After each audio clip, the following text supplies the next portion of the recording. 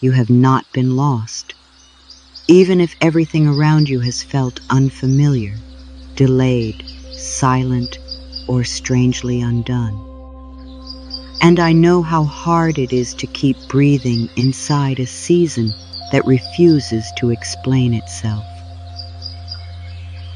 There is a particular kind of weariness that comes when your life no longer responds to the old ways you used to understand it, when effort stops producing certainty, when prayer seems to echo back as stillness, and when even the parts of you that have always been strong begin to whisper, "I do not know what is happening anymore." This is important to hear. Confusion is not always a sign that something has gone wrong. Sometimes confusion appears when something very old is ending and something very true is beginning, and the space between those two realities can feel unbearably tender.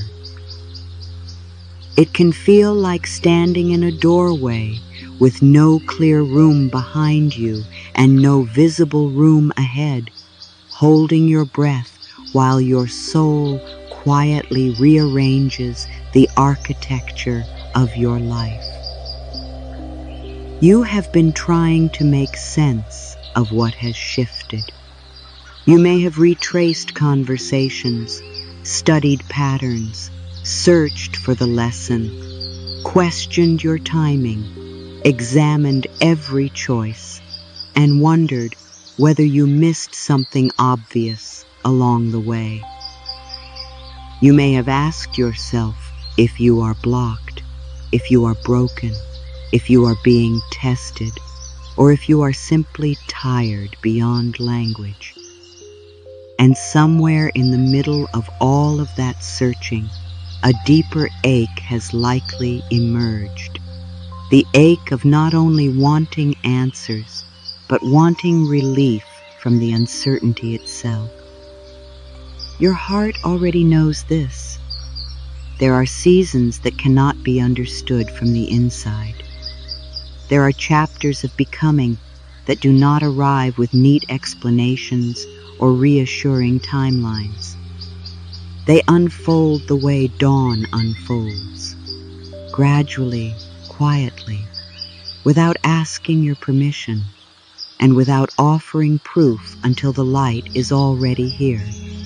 And when you are standing in the dark before that light appears, everything in you may be tempted to call the darkness failure, when all along it is simply the hour before seeing.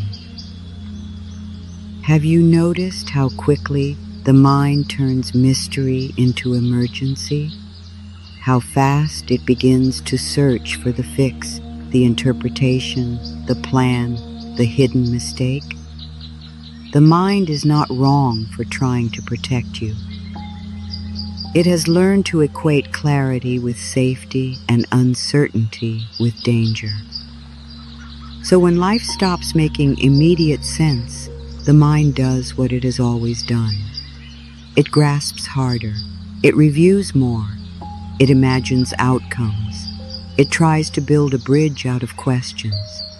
It wants the kind of certainty that lets the nervous system unclench and the body finally believe we are safe now. And yet some of the deepest transformations do not begin with clarity. They begin with dismantling. They begin with the loss of appetite for what used to sustain you. They begin with a strange restlessness that no amount of productivity can soothe.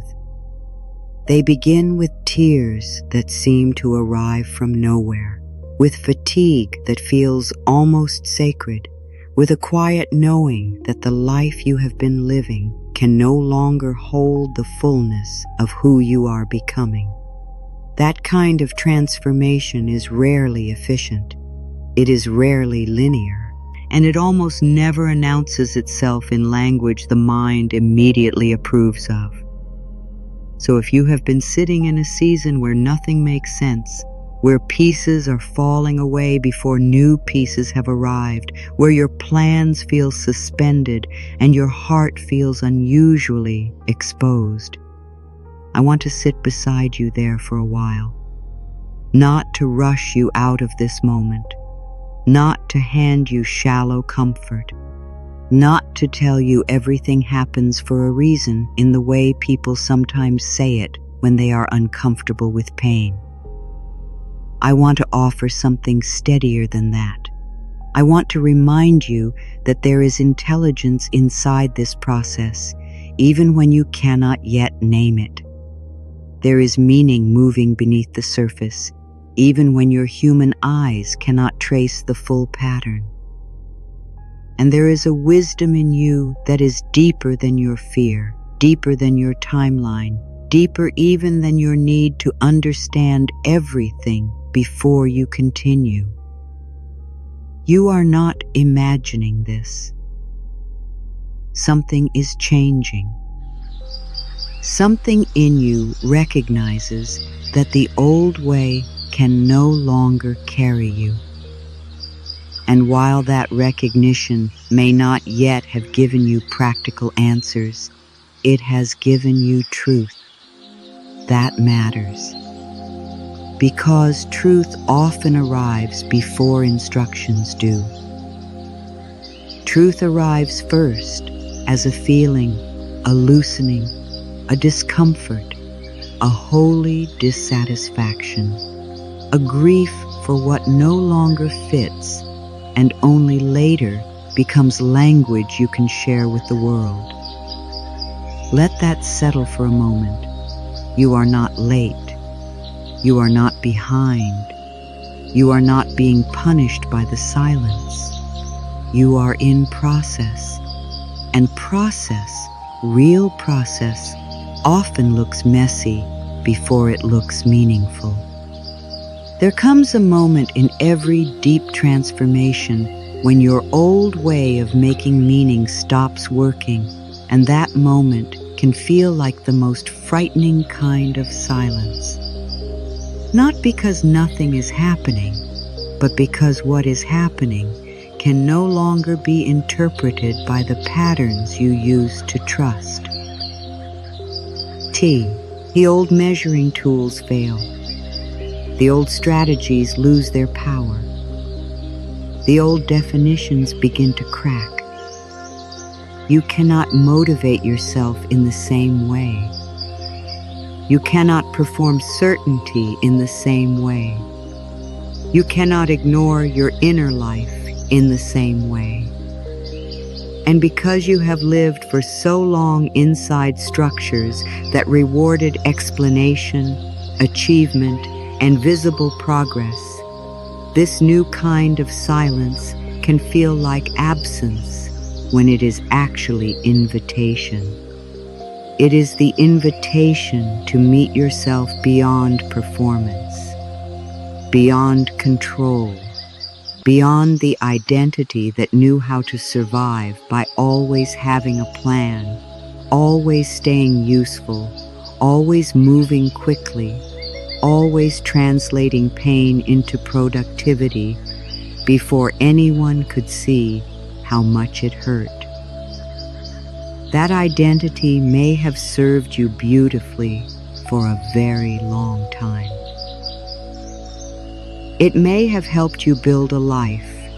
It may have helped you endure what once felt unbearable. It may have made you the strong one, the reliable one, the one others could count on, the one who kept going even when your spirit felt tired. But what happens when strength begins to change its shape? What happens when real strength is no longer found in pushing through, but in staying present? What happens when your soul no longer wants your polished coping, but your honest surrender? This is where many people become frightened because they think they are losing themselves. In truth, They are losing a version of themselves that can no longer accompany them into the life that is trying to emerge. That loss can feel personal. It can feel like failure. It can feel like waking up one morning and realizing that what used to motivate you does not reach you anymore. The career goal that once drove you feels empty. The relationship dynamic you once tolerated now feels unbearable. The busyness that used to distract you now leaves you drained. The roles you once played without question start to feel heavy against your skin. You look around and think, what happened to me? Why can't I just be who I was before? Because who you were before may have been built in response to what you needed then. And this chapter is asking something new of you. Not because the past was false, but because it was partial. Not because you were wrong, but because you are growing. Not because your life is collapsing, but because your soul refuses to stay inside structures that cost you your aliveness. This has not been an easy journey for you. So many souls right now are walking through this exact transformation, feeling exactly what you are feeling, though they may not have the words for it. They may say they are tired. They may say they feel off. They may say they need a change. But underneath those ordinary words is often something much deeper, a sacred disorientation that appears when life is rearranging itself from the inside out. And yet, here you are, still listening, still searching, still willing to stay in conversation with your own becoming. That takes immense courage. Here's what I've come to understand. There are times when life stops making sense because it is no longer trying to be understood in the old way. It is trying to be trusted. And trust is a very different muscle than analysis. Analysis gathers data. Trust listens for resonance. Analysis asks, can I prove this? Trust asks, does something in me already know? Analysis demands visible sequence. Trust learns to walk with invisible sequence. Analysis wants the map before the journey. Trust allows the path to reveal itself through participation. And yes, I said participation, because trust is not passive. Trust is not collapsing on the floor and hoping the universe takes over. Trust is not avoiding practical reality. Trust is not pretending you do not feel afraid.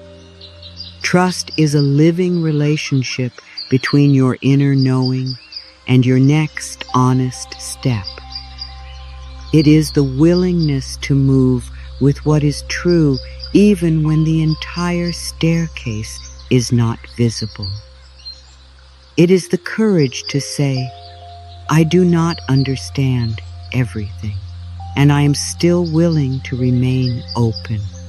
I do not have certainty, and I am still willing to soften.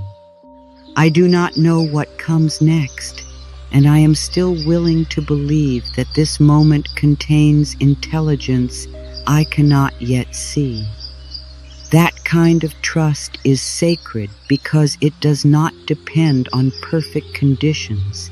It does not wait until the body feels calm, until the evidence arrives, until every unanswered question has been solved.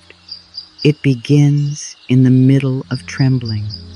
It begins when you choose not to abandon yourself just because life is unclear.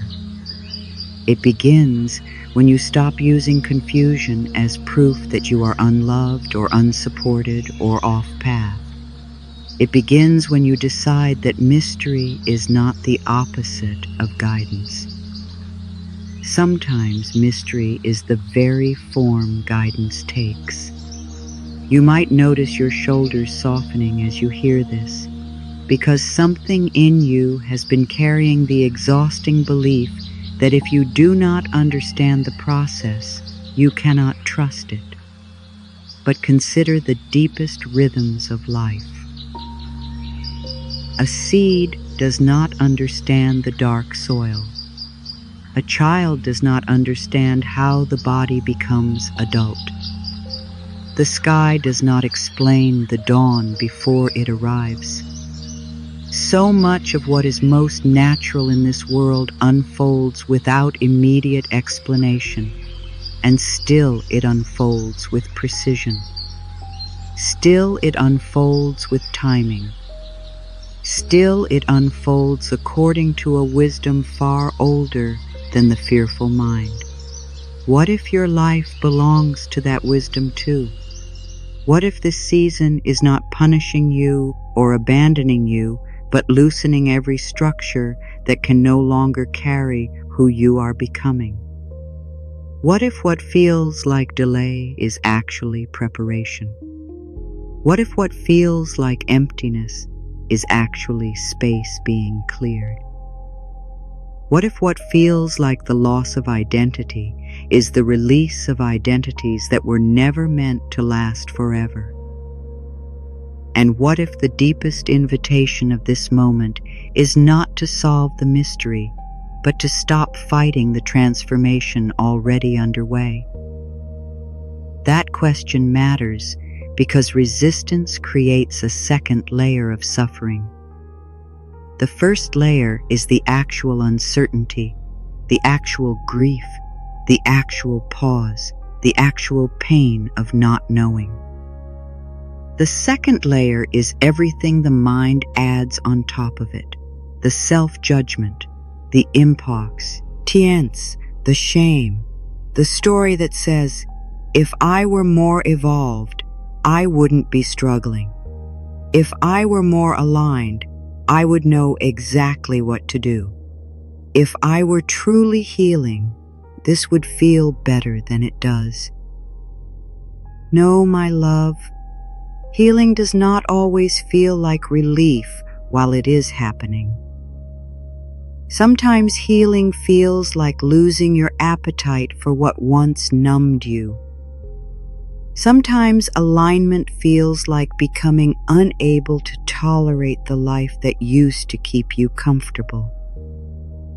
Sometimes growth feels like confusion because your inner world is reorganizing faster than your outer world can catch up. And sometimes the most spiritual thing you can do is stop expecting transformation to arrive in a form that flatters your preferences. This is where tenderness becomes essential. Not surface level kindness. Not the kind that bypasses the truth. Real tenderness. The kind that says, I see how hard this is. I see the part of you that wants a reason. I see the part of you that is tired of being brave. I see the part of you that feels humiliated by not having an answer, frightened by how much is changing, and lonely in ways that are difficult to explain. And I am not going to shame you for being human in the middle of a holy unraveling, because that is what this often is, a holy unraveling. Not glamorous, not neat, not always visible to the people around you. Holy, because it is making space for greater truth. Holy because it is dismantling what no longer belongs. Holy because it is asking you to become intimate with your own soul rather than merely effective in the outer world. Holy because it is not destroying you. It is introducing you to a more honest life. Have you ever noticed how much of your identity was built around keeping things coherent? Around making sure everything had a reason, a timeline, a point? Around making sure other people could understand your choices, your pace, your direction? In this kind of season, one of the most painful things is not only that you do not have all the answers, it is that you do not have the kind of answers that make other people comfortable either. They may ask, "What's next? What's wrong? Why don't you just do this? Why don't you leave? Why don't you commit? Why don't you decide? Why are you so tired?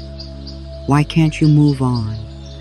And because you love them, or because you want to seem capable, or because you are used to translating yourself clearly, you may start feeling pressure to produce explanations you do not actually have. But your soul is not always available for performance during transformation. Sometimes it goes quiet on purpose. Sometimes it protects what is still forming by refusing to turn it into language too soon. Sometimes the most respectful thing you can do for your own becoming is to let it remain partially mysterious until it has roots strong enough to hold itself in the light. This is especially true when you are leaving an old identity behind. Identity change is one of the deepest forms of grief, and many people do not realize that. They think grief only belongs to visible losses, a person, a job, a home, a season of life. But there is grief too when you no longer know how to be the person you used to be. There is grief when you can no longer force the smile, no longer chase the goal, no longer fit the mold, no longer find yourself inside the habits that once made you recognizable. There is grief when the self you spent years becoming no longer feels like home. So if you have been weeping without a single clear reason, if you have been tired in a way that feels ancient, if you have been craving stillness and distance and quiet more than usual, if you have been unable to make yourself care about what once consumed your energy, it does not necessarily mean you are failing. It may mean you are grieving an identity that your soul has already outgrown. It may mean you are crossing a threshold that does not allow you to bring the same self-image with you. It may mean you are being asked to release not only external circumstances, but internal definitions. And that takes time. More time than the culture usually allows. More time than the mind prefers. More time than other people often understand. Transformation has its own pacing, and that pacing is rarely driven by urgency. It moves like deep water. It moves like winter roots. It moves like the body healing after years of carrying too much tension. Quietly, gradually, often invisibly, until one day you look up and realize you no longer react the same way, no longer need the same approval, no longer fear the same emptiness. This is the gift of your sensitivity. And I want to say that slowly, because many of you have been taught to see sensitivity as weakness, as inconvenience, as something to manage or hide. But the gift of your sensitivity is that it tells the truth before your logic catches up. Your sensitivity notices the dissonance. It feels when a room drains you. It feels when a role is too small. It feels when a relationship is no longer honest. It feels when your body is asking for repair. It feels when your spirit is being called elsewhere. Sensitivity is not always comfortable, but it is often accurate. The problem is not your sensitivity. The problem is how often you have been taught to distrust it because it does not speak in spreadsheets and bullet points. It speaks in ache, in intuition, in contraction, in sudden tears, in loss of appetite, in the need to leave early, in the inability to fake enthusiasm, in the longing for something you cannot yet name. That language is subtle, but it is not meaningless.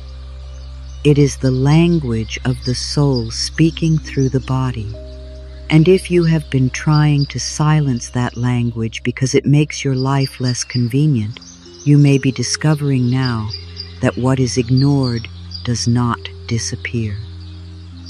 It waits. It gathers.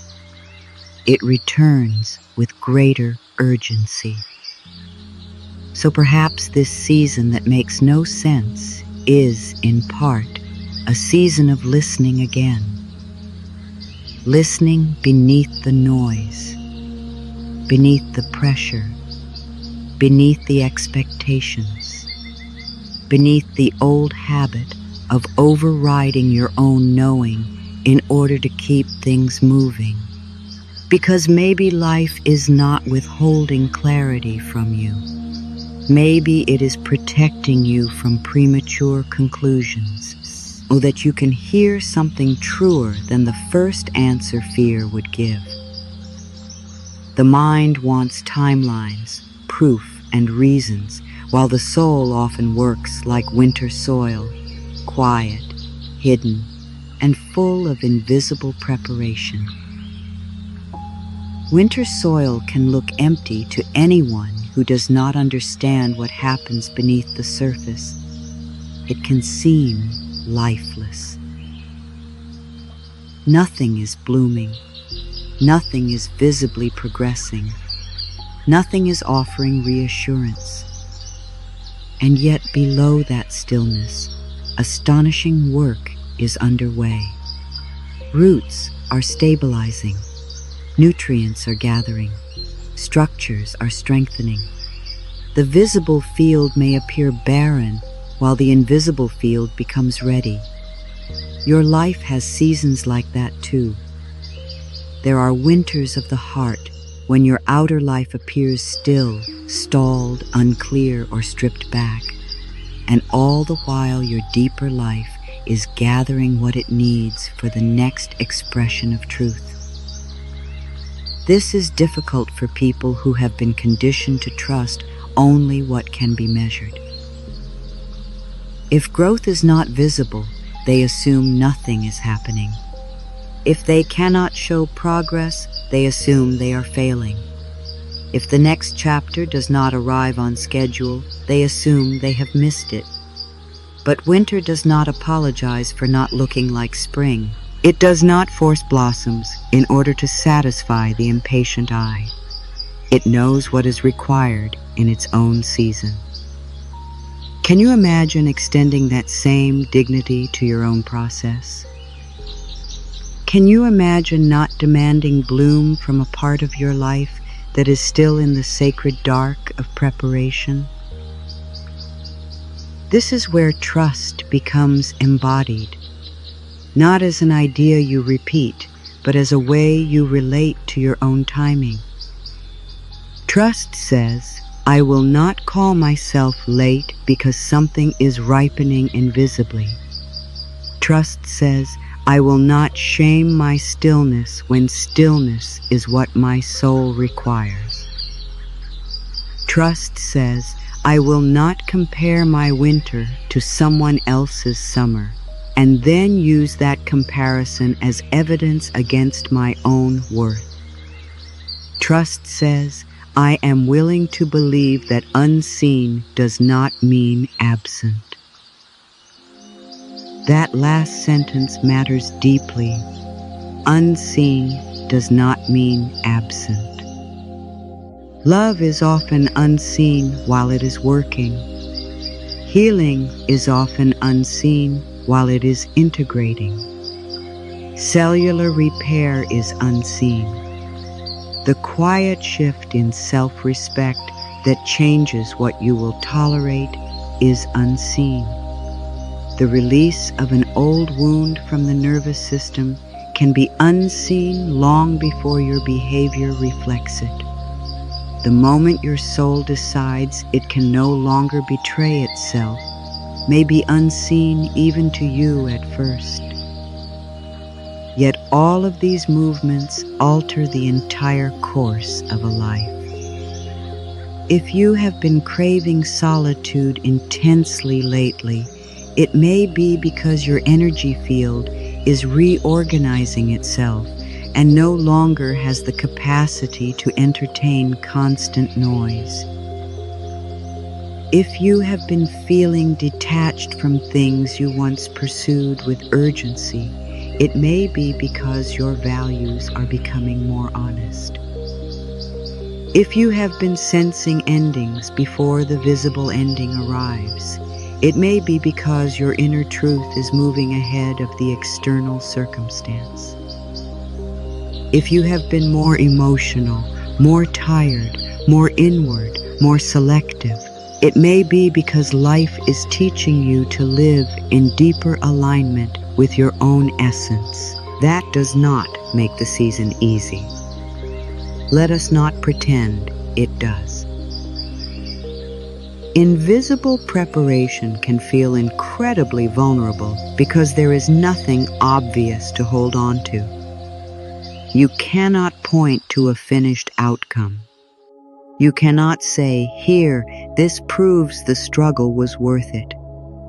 You simply have to keep showing up to the day in front of you, while trusting that the inner work matters even before there is public evidence. That takes humility. It takes patience. It takes a kind of courage that often goes uncelebrated because it does not look dramatic from the outside. And maybe that is part of what this season is teaching you too. How to value the invisible. How to honor what cannot be posted, measured, explained, or applauded. How to recognize that your worth does not increase when your process becomes legible to others. How to stop waiting for external validation before you let your inner truth count. There was once someone I knew who felt certain she was losing momentum in every area of her life. Work had gone strangely quiet. Relationships felt distant. Her body asked for rest she did not want to give. She told herself every day that she needed to push harder, think smarter, stay positive, find the lesson, make something happen. And the more she forced, the more exhausted and frightened she became. Then one morning, after months of trying to outrun her own season, she sat on the floor before the sun came up and whispered, I don't know what this is asking of me anymore. In that honest moment, something softened. Not because every answer arrived. They did not.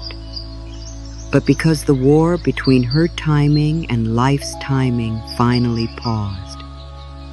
And in that pause, she began hearing what the noise had drowned out, that she was not in failure, she was in restoration. The visible changes came later. The turning point was her willingness to stop calling the unseen meaningless. You are being offered that same turning point. What if your task right now is not to understand the entire process, but to stop naming yourself against it? What if the real exhaustion is not only from what you are carrying, but from how fiercely you keep arguing with the shape of your own season? What if peace begins not when everything makes sense, but when you stop requiring immediate sense in order to stay present with your life? Let that settle for a moment. So much suffering begins the moment you decide that uncertainty means failure, when in truth uncertainty is often the threshold where a deeper self is learning how to live without old illusions. Illusions about control. Illusions about who you have to be in order to be loved. Illusions about how fast healing should happen. Illusions about what success is supposed to look like. Illusions about what a meaningful life must resemble from the outside in order to count. When those illusions begin to loosen, the experience can be disorienting because illusion often gave you a false form of stability. It gave you rules. It gave you roles. It gave you scripts. It gave you ways to predict and manage and perform. And although those structures may not have been fully aligned with your soul, they did create familiarity. So when life starts dismantling them, the nervous system may not celebrate. It may panic. It may interpret the loss of familiar structure as actual danger. This is where we must speak gently about the body, because trust is not only a spiritual issue, it is a nervous system issue too. Your body remembers uncertainty differently than your soul does. Your soul may understand that seasons change, that endings open space, that mystery can be sacred. Your body, especially if it has lived through disappointment, instability, betrayal, criticism, over-responsibility, or prolonged stress, may hear uncertainty and immediately brace for pain. So if you find yourself overthinking, doom-scrolling, checking, rehearsing, obsessing, needing answers, craving reassurance, or feeling unable to rest, please know that this is not a moral failure. It is often a body trying to protect you the best way it knows how. And protection, when shaped by old pain, can sometimes become hypervigilance. It can make you believe that if you stay alert enough, prepared enough, analytical enough, you can prevent future hurt. But vigilance is not the same as trust. Vigilance keeps the body ready for danger. Trust slowly teaches the body that not every unknown is a threat. That teaching takes repetition. It takes tenderness. It takes the slow building of safety from the inside. It takes moments when you place a hand on your chest and remind yourself, I do not have all the answers, and I am here. It takes choosing breath over spiraling when you can. It takes pausing before you turn uncertainty into catastrophic story. It takes asking your body what it needs in this moment, rather than asking your fear to predict the entire future. It takes creating small, honest rituals of steadiness that say to your nervous system, we are not being hunted by this mystery. We are learning how to stand inside it. Notice your breath moving through your chest, as you hear that, because the body listens to the tone of how you speak to yourself. If your inner language is full of pressure, shame, impatience, and alarm, the body tightens. If your inner language begins to include compassion, pacing, permission, and presence, the body gradually begins to trust you again. And when the body trusts you, it becomes easier to trust life. Not because the unknown disappears, but because you are no longer facing it in exile from yourself. This is one reason why forcing clarity rarely works. When you try to extract certainty from fear, you usually do not receive truth. You receive survival strategy. You receive the loudest old belief. You receive the most rehearsed wound. You receive urgency disguised as intuition. Real intuition is often quieter. It is cleaner. It does not scream. It does not bully. It does not humiliate. It does not insist that catastrophe is wisdom. It may be simple, but it feels grounded. It feels like something in you exhaling. It feels like inner recognition rather than inner attack. How do you hear that kind of truth when nothing makes sense? Not by demanding it on command, not by interrogating your future. Often you hear it by making yourself more available to your own life in the present moment, by noticing what drains and what restores, by honoring what consistently constricts you, by telling the truth about what you can no longer carry, by resting before resentment becomes your only language, by refusing to let other people's urgency become your compass, by returning again and again to what your body and spirit already know, but your mind keeps trying to overrule. Trust is not asking you to pretend everything feels good. Trust is asking whether you can remain present long enough to hear what fear has been drowning out. Fear speaks quickly. Fear loves urgency. Fear thrives in abstraction. Fear wants the whole story now. Fear wants guarantees. Fear wants to lock the future before the heart has even caught up with the present. But the soul does not usually speak that way.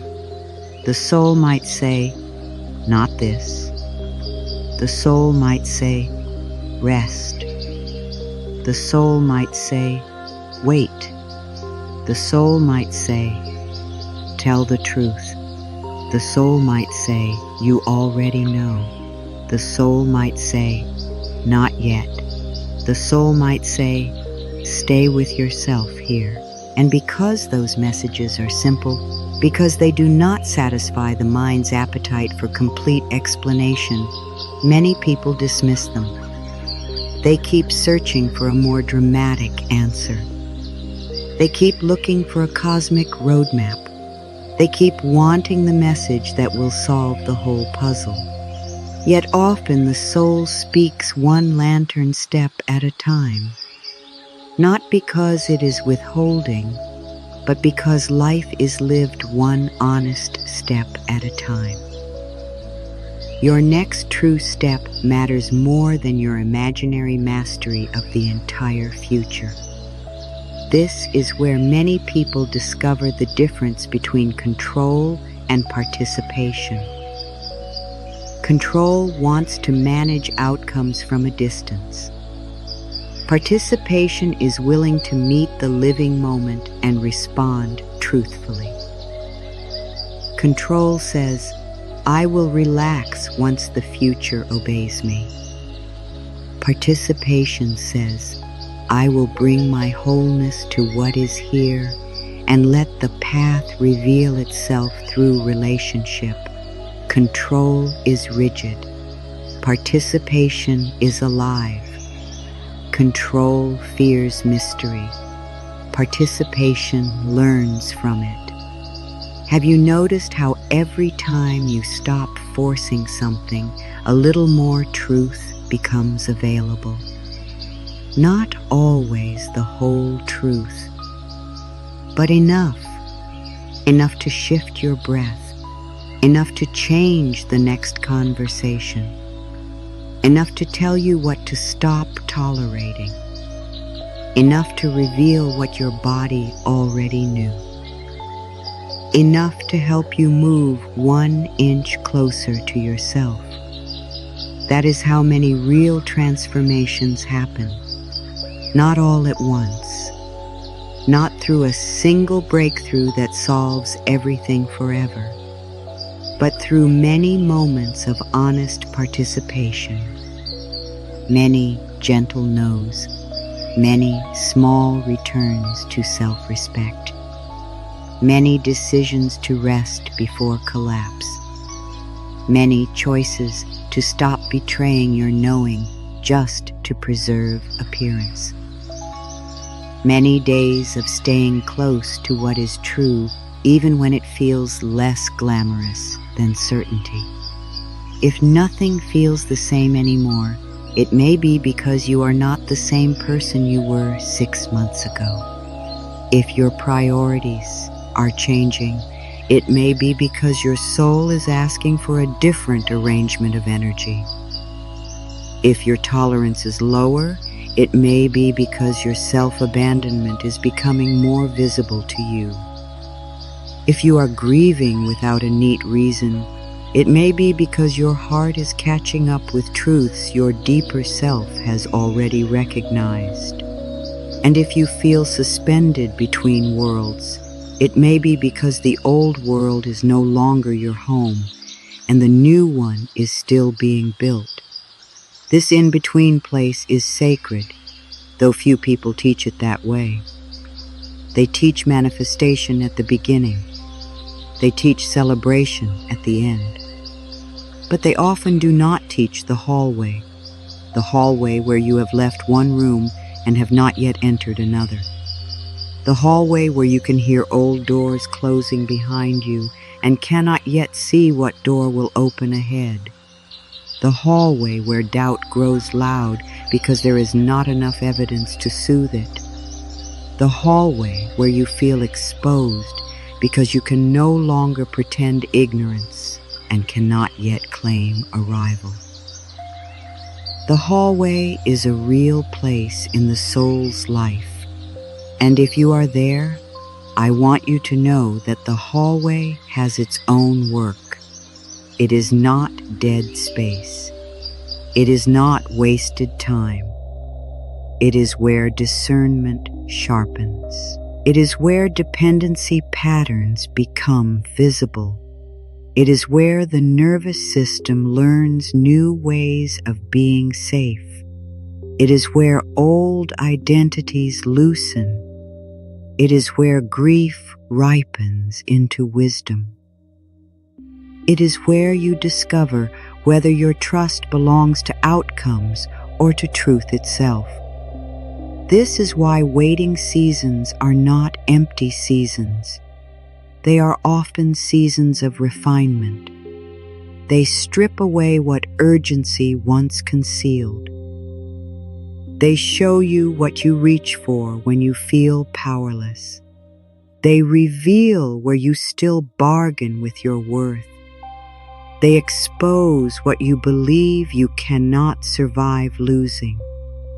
They teach you how to separate intuition from panic, devotion from performance, surrender from collapse. And yes, waiting can be painful, especially when your life includes real responsibilities, real bills, real relationships, real deadlines, real needs. Trust does not erase practical reality. It lives within it. So this is not an invitation to float above your human life. It is an invitation to stop making war with what is not yet resolved while continuing to tend what is actually in your hands. Pay what needs paying. Make the call that needs making. Rest where you can.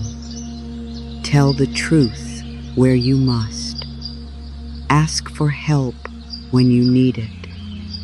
Take the step that is yours. But do not require every unknown to become known before you allow yourself peace. Peace is not the reward for complete certainty. Peace is a way of relating to uncertainty. That may be one of the greatest lessons of this season. There is a different way to move through this chapter, and it begins the moment you stop demanding that mystery explain itself before you offer it your breath. That phrase may sound simple, but it changes everything, because demand hardens the heart. Demand says, I will cooperate only if I am first convinced. Demand says, prove this is safe, prove this is worthwhile, prove this is leading somewhere. And although that longing is you, understandable, life does not always respond to demand with revelation. Often it responds to presence with revelation. Often it responds when you soften enough to receive. What does softening look like here? It does not mean giving up your discernment. It does not mean tolerating harm. It does not mean staying in confusion forever just because uncertainty has become spiritualized. It means releasing the clenched insistence that all meaning arrive before movement. It means choosing to be with what is real now, this feeling, this truth, this fatigue, this opening, this grief, this desire, this limit, this longing, this one day. You can trust this process without understanding every part of it by learning to trust the signals that arise within it. The repeated exhaustion that tells you something in your life is unsustainable. The clear contraction that shows up around what is misaligned. The quiet relief that appears when you imagine telling the truth. The peace that comes when you stop forcing a connection. The life that returns to your body when you honor your own pace. These are not minor things. They are breadcrumbs of alignment. Somewhere deep inside, you've always known that your life cannot be built only on what looks good from the outside. Somewhere deep inside, you have always known that fitting in at the cost of your own spirit would eventually become unbearable. Somewhere deep inside, you have always known that there is a difference between being admired and being at peace. This season may be bringing those truths into sharper relief. Let that settle for a moment. Because if this chapter is doing anything, it may be teaching you to stop negotiating with your own knowing. And that is not small work. Many people spend decades silencing themselves gently enough that they can still call it functionality. They keep saying yes when they mean no. They keep performing calm when they are deeply depleted. They keep carrying roles that no longer fit because those roles make them understandable. They keep making choices from fear and then calling the result practicality. They keep staying because leaving would require grief. They keep pushing because stopping would reveal how exhausted they really are. When a soul begins to wake up inside that kind of life, things start to feel strange. The old agreements become heavy. The old distractions lose their shine. The old way of enduring becomes harder to maintain. And because the change is often internal, before it becomes external, the person may think something is wrong with them. In truth, something is becoming too right to continue the old falsehood. This is why your confusion deserves respect. Confusion is not always the absence of truth. Sometimes it is what truth feels like when it first enters a system built on old assumptions.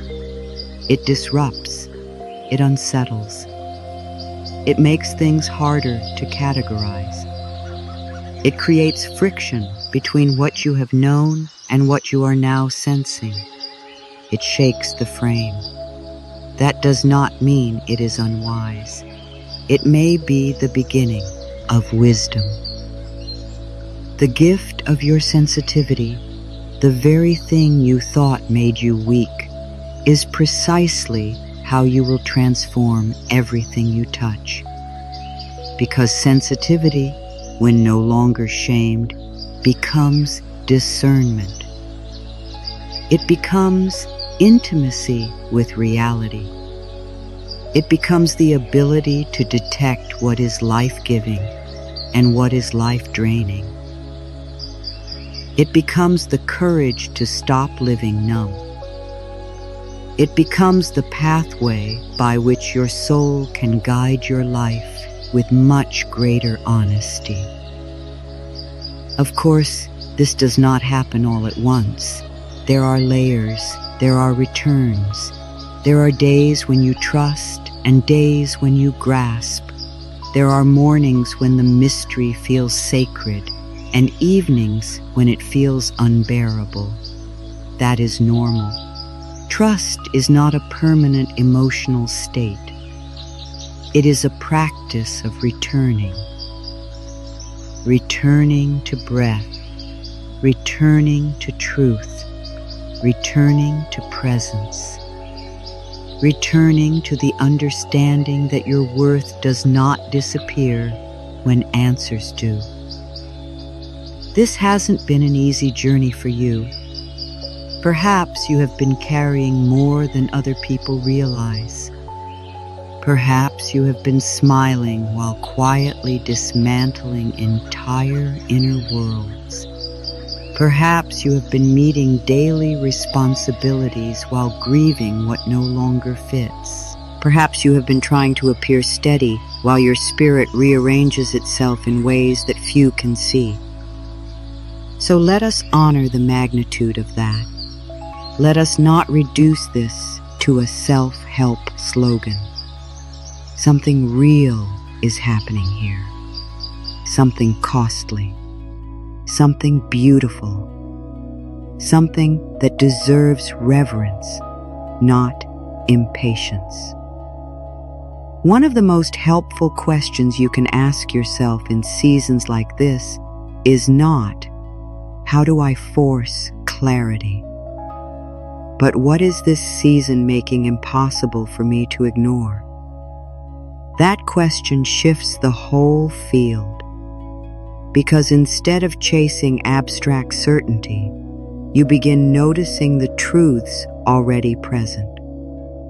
Perhaps it is making it impossible to ignore your exhaustion. Perhaps it is making it impossible to ignore the loneliness in a relationship. Perhaps it is making it impossible to ignore the resentment in a career path that no longer reflects your values.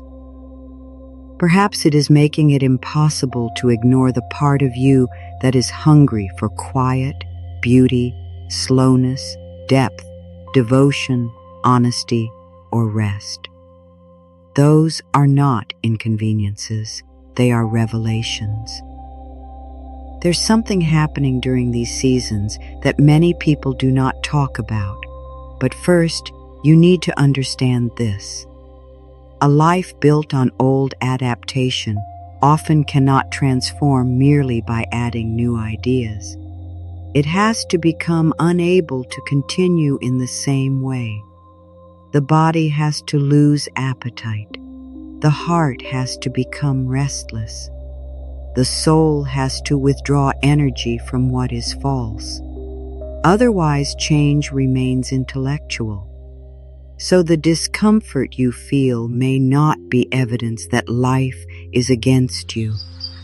It may be the mechanism by which life makes alignment non-negotiable. And here is the piece that changes everything. When you stop seeing discomfort only as punishment and begin seeing it as information, your relationship to the process changes. You start listening instead of only resisting. You start asking better questions. You start noticing patterns. You become curious about what this pain is revealing, what this fatigue is protecting, what this stillness is preparing, what this confusion is disrupting, what this longing is asking to be honored. You begin participating in your own transformation rather than standing outside it demanding proof. This does not mean every painful thing is sacred. It does not mean harmful situations should be romanticized. Wisdom still matters. Boundaries still matter. Professional support matters. Honoring what your body and healthcare providers guide you toward matters.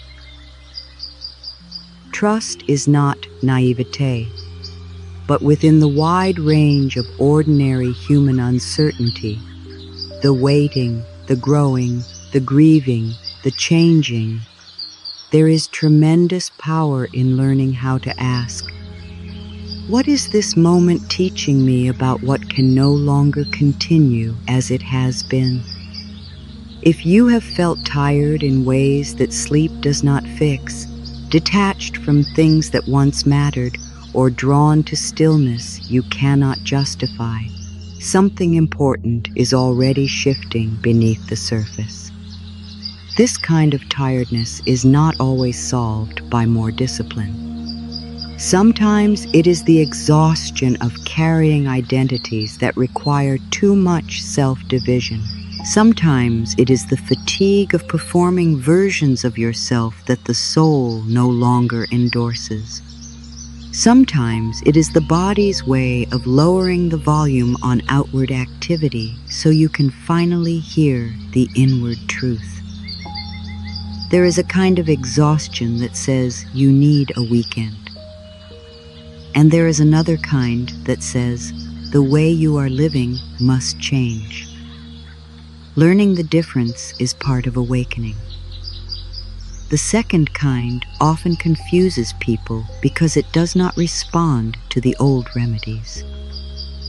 You rest, but the deeper fatigue remains.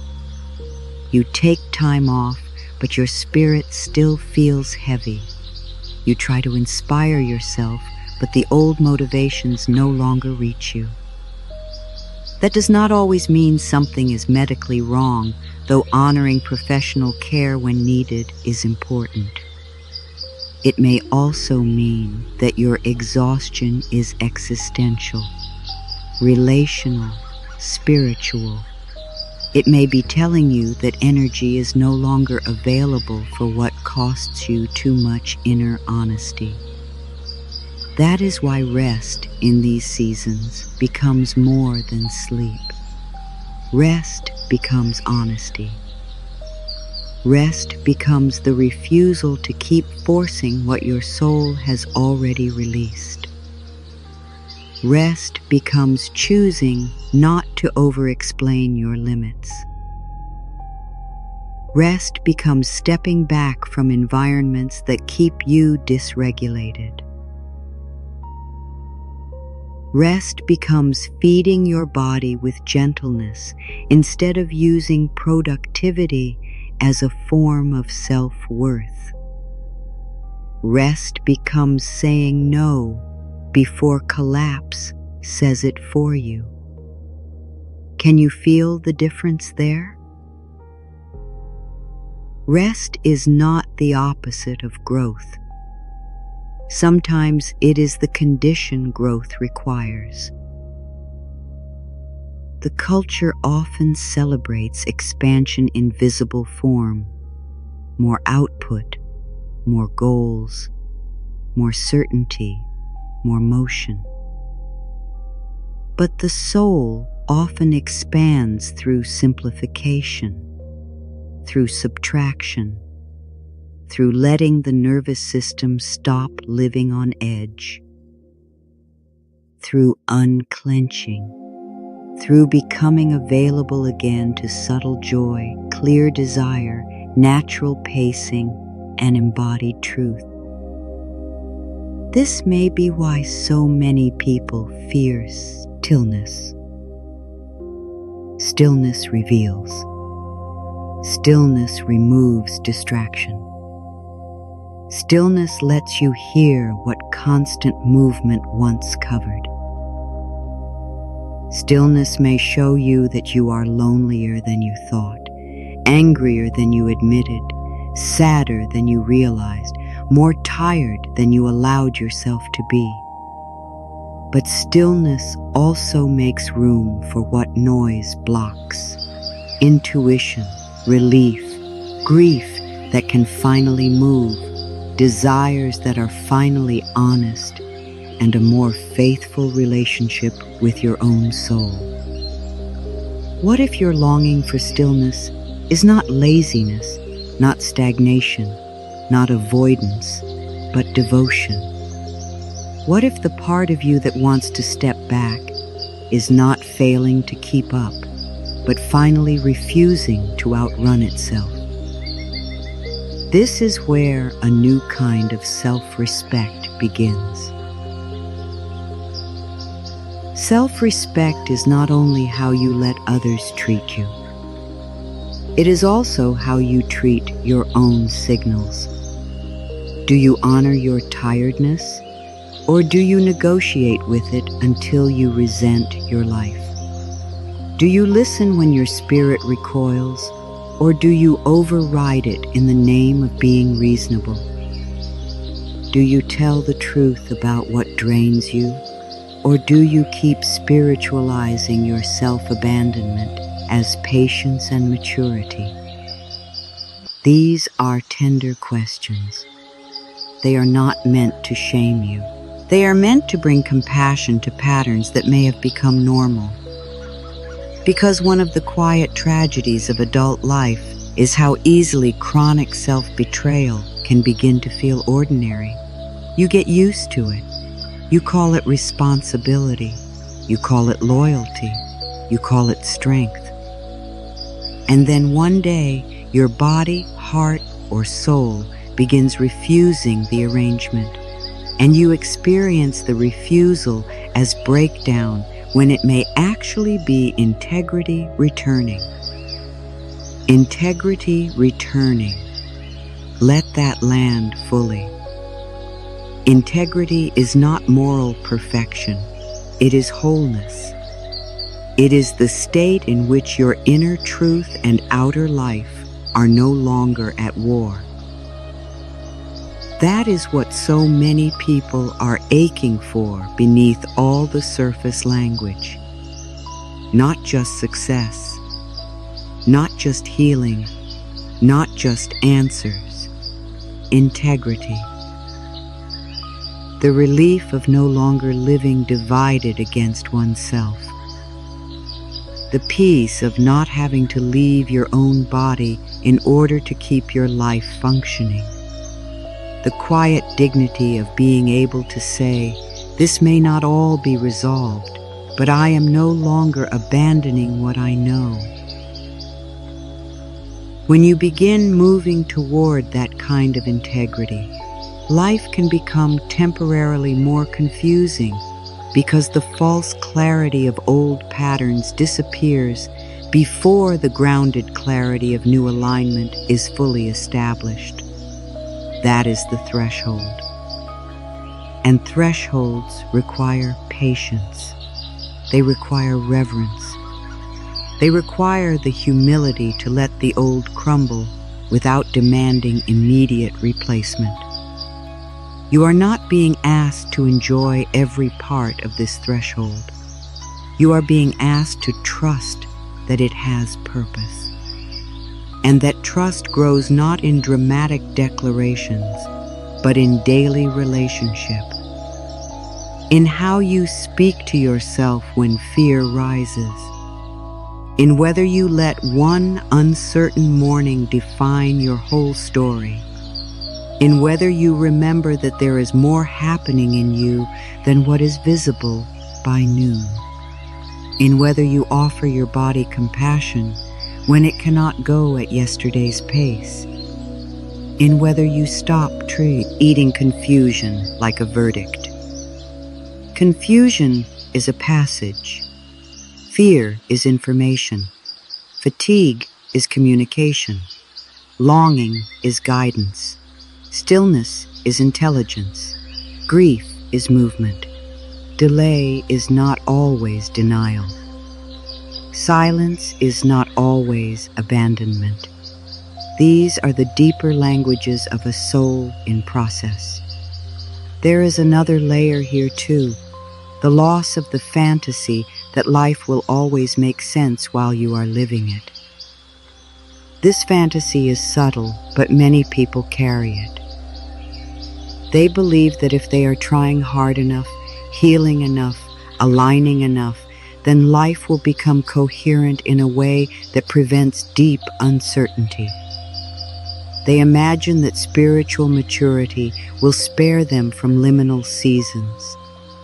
But spiritual maturity does not remove mystery. It changes your relationship to it. It teaches you that not understanding is not the same as being unguided. It teaches you that ambiguity can coexist with deep inner truth. It teaches you that trust is not the reward for certainty, but the companion of uncertainty. That is why many advanced souls still find themselves brought to their knees by seasons that make no sense. Not because they lack wisdom, but because life keeps inviting them into deeper forms of surrender. And surrender, real surrender, does not happen once. It happens in layers. Every time a deeper identity softens, every time a more subtle attachment is revealed, every time a new level of truth asks to become embodied. Perhaps that is where you are now. Not at the beginning of the path, but at another doorway, another layer, another invitation to trust more deeply than before. And if so, let this comfort you. The fact that this feels difficult does not mean you are doing it poorly. It may mean you are touching something real. One day, you may look back on this chapter, the one that felt the most confusing, the most unmapped, the least rewarding from the outside, and recognize it as the place where your life quietly began telling a truer story. You may see that the exhaustion protected you from overcommitting to what no longer fit. You may see that the stillness gave your heart time to catch up. You may see that the delay kept you from premature decisions. You may see that the grief softened you into greater honesty.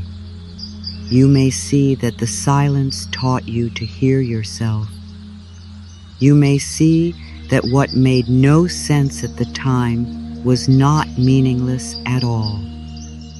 It was simply deeper than your previous way of knowing. In the coming days, you might start to notice small shifts. Not because the whole mystery has resolved, but because your relationship to it has softened.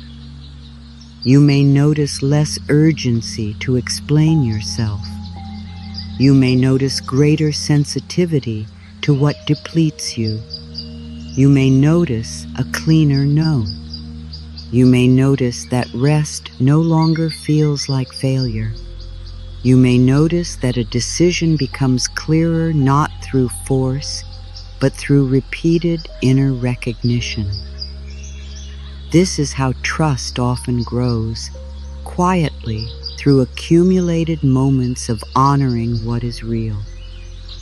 And when fear returns, because sometimes it will, you do not have to treat its return as proof that you have lost your way.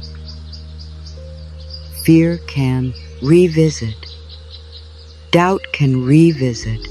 Old habits can revisit. Let them come without giving them the throne.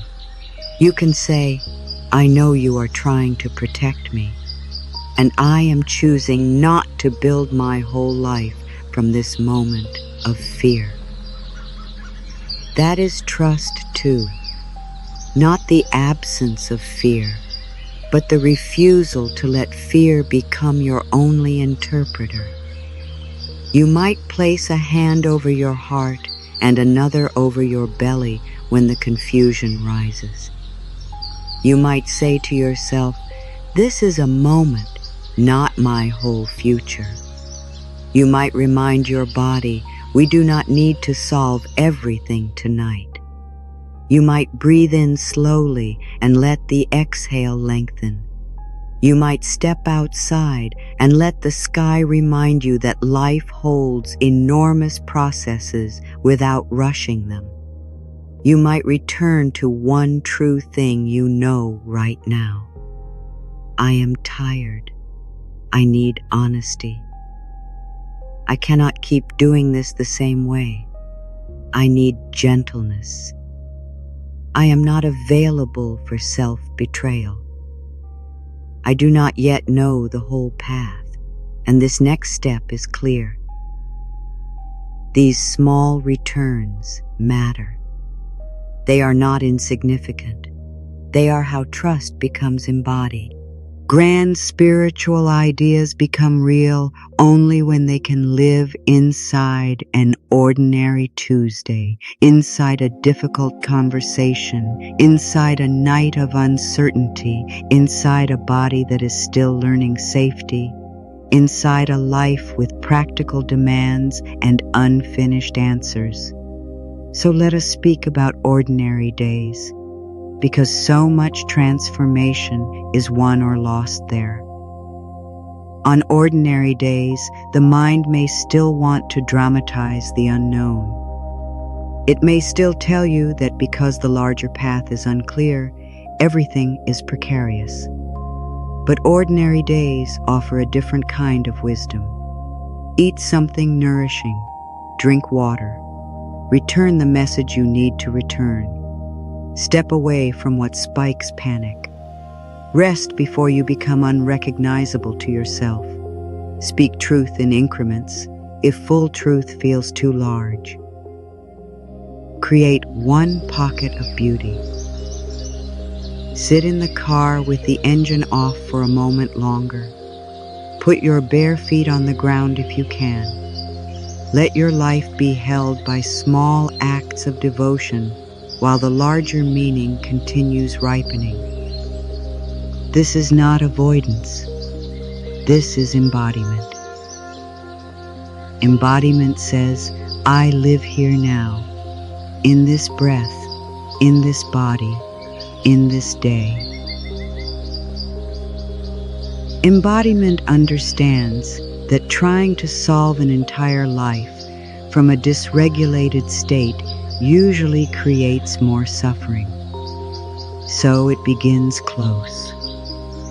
Close to sensation, close to pacing, close to what is actually yours today, close to the truth you can tell now, close to the tenderness your body has been denied, close to the ordinary rituals that teach the nervous system. We can survive not knowing everything. If you remember what I mentioned about the hallway, here is another important piece.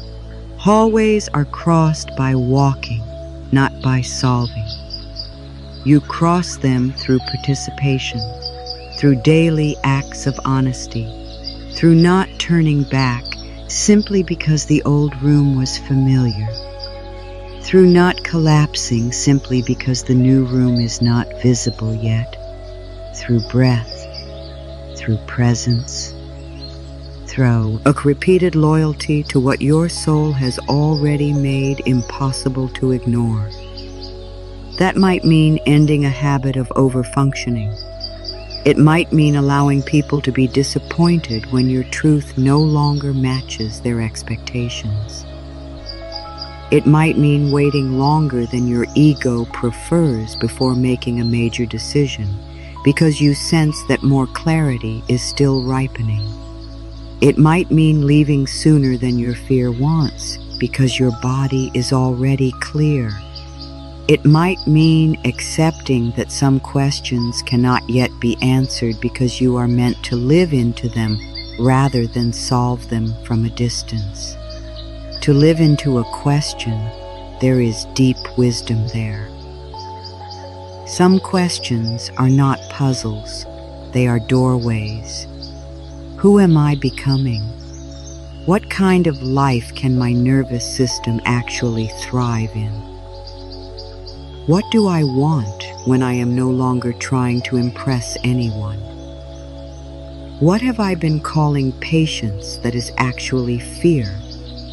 What have I been calling discipline that is actually self-punishment? What have I been calling confusion that is actually truth not yet integrated? You do not need to answer all of these at once. Perhaps you are only meant to let them work on you. Let them soften old certainties. Let them disturb inherited scripts. Let them call you into a more faithful life. And if part of you keeps asking, but when will this make sense? Let me offer this gently. Sometimes it begins making sense only after you stop insisting that the meaning arrive in your preferred form. Sometimes meaning does not come as a single conclusion. Sometimes it comes as changed behavior, as a deeper breath, as a relationship you no longer have to force, as the courage to disappoint what was false, as the return of appetite for what nourishes, as the quiet knowing that you are no longer willing to abandon yourself for approval, speed, or appearance. That is meaning too. Here's what I've come to understand. One of the most transformative realizations in adulthood is that peace and understanding are not the same thing. You can have understanding without peace if the understanding never becomes embodied.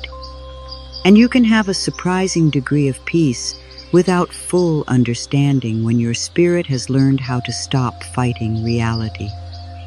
This is not resignation. It is not numbness. It is cooperation with what is true now. Cooperation with truth opens energy. Fighting truth consumes it. If truth is that you are grieving, cooperate with grief rather than trying to outwork it. If truth is that you have outgrown something, cooperate with that knowing rather than pretending enthusiasm. If truth is that your body is asking for slower pacing, cooperate with the body rather than treating it like an obstacle. If truth is that clarity has not yet fully formed, cooperate with the season rather than forcing declarations you do not believe. This kind of cooperation is profoundly healing because it ends the internal civil war. What if the thing you have been calling your greatest weakness is actually the doorway to your power? What if the fact that you can no longer numb yourself into old patterns is evidence that your consciousness has changed? What if your inability to keep pretending is not immaturity, but integrity? What if your tears are not proof of fragility, but proof that what is false can no longer remain frozen inside you? You are changing, and change always asks something. It asks the old self to loosen its grip. It asks old relationships to reveal their truth. It asks the body to renegotiate pace. It asks you to stop worshiping coherence at the expense of aliveness. It asks you to release the fantasy of being universally understood. It asks you to become more intimate with your own inner authority. Inner authority is not harsh. It does not dominate. It does not shout. It is the settled knowing that your life belongs to your soul before it belongs to anyone else's expectations. It is the understanding that you can love people without letting them narrate your timing. It is the ability to remain with your own truth even when it makes you less easy to categorize. It is the willingness to trust what your body and spirit are saying, even if your old identity would prefer a more polished story. This is why seasons that make no sense can ultimately become seasons of enormous empowerment. They remove borrowed authority. They strip you of the option to keep outsourcing your knowing. They force a more direct relationship between you and truth. They reveal where you have been living for image, approval, or fear. They ask you to locate the quiet place within that does not need applause to know what is real. Of course, that empowerment is rarely immediate. Before it feels empowering, it often feels exposed. Before it feels freeing, it often feels lonely. Before it feels clear, it often feels disorienting. That is why gentleness matters so much. Gentleness is not indulgence. It is wise pacing. It is how you remain in relationship with yourself while the old ground shifts. Perhaps tonight or this morning or whenever these words are finding you, you can give yourself one small act of gentleness.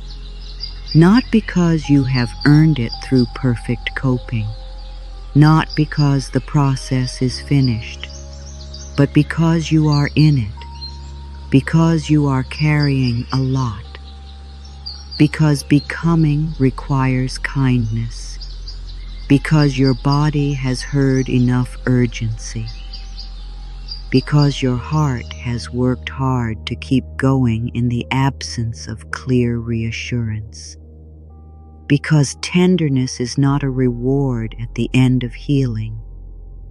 It is part of the path itself. You may notice your jaw softening now, and perhaps your belly too. Perhaps some part of you is recognizing that it does not have to solve itself before it is worthy of comfort. That is such a deep medicine. So many of us learn the opposite. We learn to withhold gentleness until after achievement, after explanation, after certainty, after we had become more legible to others. But your body does not need more conditions placed on love. It needs evidence that home can exist within you now. Home within yourself. That may be what this whole process is creating. Not a life without mystery, not a future without change, but an inner home sturdy enough that mystery no longer feels like exile, an inner home where your body can rest, where your truth can speak, where your worth does not rise and fall with outcomes, where your sensitivity is honored, where your grief is welcome, where your pace is not shamed, where trust becomes something lived, not merely admired from a distance. As you move forward, something may begin to shift in ways you cannot predict yet. Perhaps you will stop arguing with your own season quite so much. Perhaps you will stop making immediate meaning a requirement for peace. Perhaps you will start noticing that the process has been carrying you more than you realized. Perhaps you will become more discerning about where your energy goes. Perhaps you will begin choosing what is honest over what is impressive. Perhaps you will find that life, though still mysterious, no longer feels quite so hostile simply because it is unresolved. That is how the heart regains trust, not through guarantees, but through relationship. Relationship with truth, relationship with the body, relationship with timing, relationship with a deeper intelligence that keeps meeting you even here. And so, if you are in a chapter that makes no sense, let this be your reminder. Your life is not over because it is unclear. Your process is not broken because it is slow. Your soul has not abandoned you because it has gone quiet. You are not failing because you need more rest, more space, more honesty, more time. There are seasons when the most faithful thing you can do is refuse to call the dark meaningless simply because it has not yet become light. You have been carrying this, the pressure to understand, the pressure to decide, the pressure to recover quickly, the pressure to make your transformation readable, productive, and beautiful. Maybe today you can set some of that down. Maybe today you can let mystery be mystery for a little while longer. Maybe today you can stop interrogating your becoming and instead accompany it with compassion. Because something in you recognizes this. The process does not need your perfection. It needs your presence. It does not need you to become superhuman. It needs you to become honest. It does not need you to deny your fear. It needs you not to build your whole future from it. It does not need you to know everything. It asks only that you keep listening, keep softening, keep returning, keep telling the truth about what is and is not yours anymore. And if all you can do right now is breathe and say, I do not understand, but I am willing to stay, that is already trust.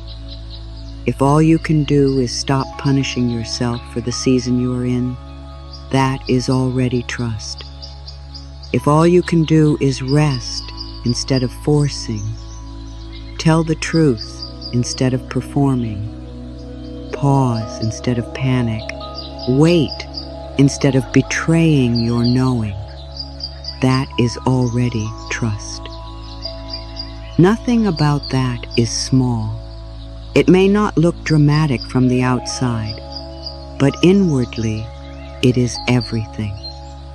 It is how a life begins to reorganize around reality rather than fear. It is how the body starts believing it no longer has to earn safety by overfunctioning. It is how the soul starts breathing in its own house, again. It is how your next chapter becomes possible. And one day, perhaps not today, perhaps not tomorrow, but one day, you may stand in a place of greater clarity and remember this version of yourself with enormous tenderness. You may see how much was being asked of you. You may see how brave it was to keep going without a map.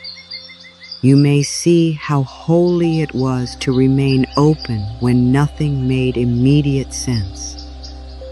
You may realize that what felt like emptiness was gestation. What felt like stillness was reorganization. What felt like loss was often release. What felt like confusion was initiation into a deeper way of living. Until then, let this be enough for now. You are allowed to be in process. You are allowed to move slowly. You are allowed to not know. You are allowed to honor the wisdom of your own winter. You are allowed to trust a process that has not yet become visible in full. You are allowed to believe that what is changing in you matters, even before the world knows what to call it. Stay close to yourself here. Stay close to what is real. Stay close to the breath in your body. Stay close to the quiet truth that has already begun. And when nothing makes sense, trust this process anyway. Not because confusion is comfortable, not because pain is glamorous, not because you owe blind faith to uncertainty, but because somewhere deep inside, beyond the noise of fear and the pressure of old timelines, your heart already knows that life is not finished with you yet, and something beautiful is still becoming.